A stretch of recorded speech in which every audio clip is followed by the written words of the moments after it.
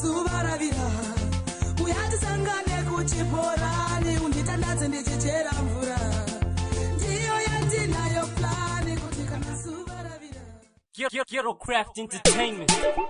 After 8 vaira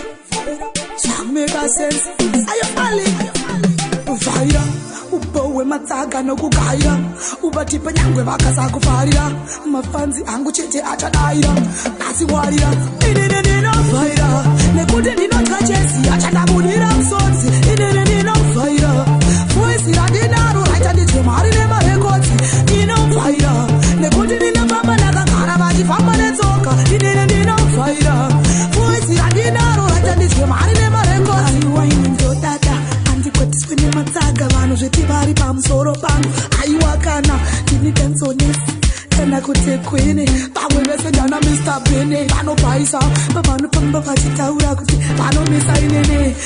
alibadza musheneti varakidze kuti sqaunda paya inini ndinovaira nekuti ndinotya chesi achandabudira musodzi inini ndinovaira voisi randinaro raita nditwe mari nemarekodzi ndinovaira nekuti ndinofamba ndakagara vachifamba netsoka inini ndinovaira voisi randinaro raita nditwe mari nemarekodzi vaudze ngavasangogwaudze ngavasati ngavasati semise chitaura zvisizvise asotangarutse ndiriswana ndadaro ndoda kuona ane naro dzatombo ndipawo mama vandomupawo zogara zvakadaro inini ndinovaira nekuti ndinotya chesi achandabudira musodzi inini ndinovaira voisi randinaro raita nditwe mari nemarekodzi ndinovaira nekuti ndinofamba ndakagara vachifamba netsoka inini ndinovaira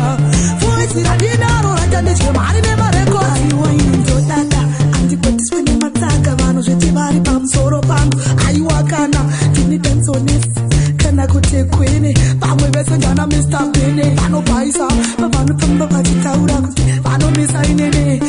alibadza musheneti varakidze kuti sqaunda paya inini ndinovaira nekuti ndinotya chesi achandabudira musodzi inini ndinovaira voisi randinaro raita nditwe mari nemarekodzi ndinovaira nekuti ndinofamba ndakagara vachifamba netsoka inini ndinovaira